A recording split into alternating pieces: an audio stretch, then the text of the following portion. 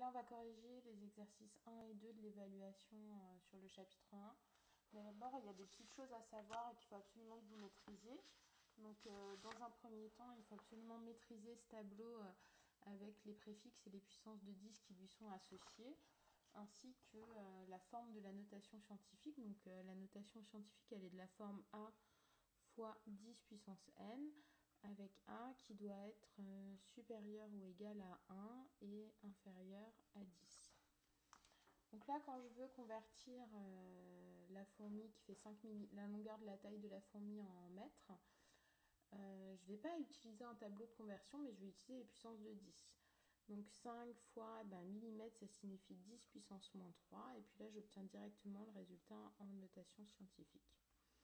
Pour Neptune, 4,5 milliards. Kilomètres, je vais mettre donc, sa puissance associée, c'est-à-dire 10 puissance 3. Donc je peux dire que ça fait 4,5 milliards, c'est 10 puissance 9 fois 10 puissance 3. Donc en notation scientifique, ça nous donnera 4,5 fois 10 puissance 12. Pour Montpellier-Palavas, 6,4 km, pareil. Je vais écrire 6,4. La puissance de 10 associée, c'est 3. Donc en notation scientifique, j'obtiendrai 6,4 fois 10 puissance 3. Pour le diamètre du cheveu, donc là, j'obtiens 80 fois nano, c'est 10 puissance moins 9. Là, je ne suis pas directement en notation scientifique, donc je vais écrire que ça fait 8 fois 10 fois 10 puissance moins 9. Et en notation scientifique, ça me donnera 8 fois 10 puissance moins 8. Pour la taille d'une macromolécule, donc 0,054 fois micro, c'est 10 puissance moins 6. Ça, je vais écrire que ça fait 5,4 fois 10 puissance moins 2 fois 10 puissance moins 6. Donc en notation scientifique, j'obtiendrai 5,4 fois 10 puissance moins 8. Maintenant, pour l'exercice 2 sur les ordres de grandeur, donc tout d'abord, il faut passer la taille de l'objet en notation scientifique et après, il faut utiliser la méthode des ordres de grandeur.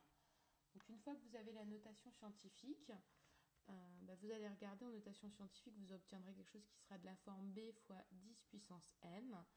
Lorsque B est inférieur à 5, en ordre de grandeur, j'écrirai 10 puissance n. Et quand B est supérieur à 5, en ordre de grandeur, on écrira 10 puissance n plus 1.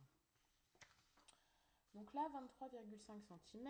En notation scientifique, ça va me donner 23,5 fois 10 puissance moins 2, ce qui est égal à 2,35 fois 10 puissance 1 fois 10 puissance moins 2, c'est égal à 2,35 fois 10 puissance moins 1. Donc là, je regarde, je m'aperçois que mon B, il est inférieur à 5, donc en l'ordre de grandeur, ce sera 10 puissance moins 1. Ensuite, pour la trompe de l'éléphant, 2,8, il est déjà en mètres, donc je vais écrire que ça fait 2,8 fois 10 puissance 0. Et donc en ordre de grandeur, comme 2,8 c'est inférieur à 5, j'écrirai 10 puissance 0. Pour le mont Everest, donc là je passe également par la notation scientifique, ça va me donner 8,848 fois 10 puissance 3. Comme 8,848 c'est supérieur à 5, je vais pouvoir écrire qu'en ordre de grandeur c'est 10 puissance 4. Pour l'océan Atlantique, je vais écrire que ça fait 6000 fois 10 puissance 3, ce qui est égal à 6 fois 10 puissance 3 fois 10 puissance 3. Donc ça me donne 6 fois 10 puissance 6. Et l'ordre de grandeur, également B est également supérieur à 5. Donc l'ordre de grandeur, ce sera 10 puissance 7. Pour une molécule d'eau, elle fait 0,4 nanomètres. Donc je vais écrire 0,4. Le nano, je vais remplacer par 10 puissance moins 9. Là, je ne suis pas sur une notation scientifique, donc je vais le reformuler. Ça fait 4 fois 10 puissance moins 1 fois 10 puissance moins 9, ce qui nous donne 4 fois 10 puissance moins 10. Et bien là, le B, il est inférieur à 5, donc mon ordre de grandeur, ce sera 10 puissance moins 10. Voilà.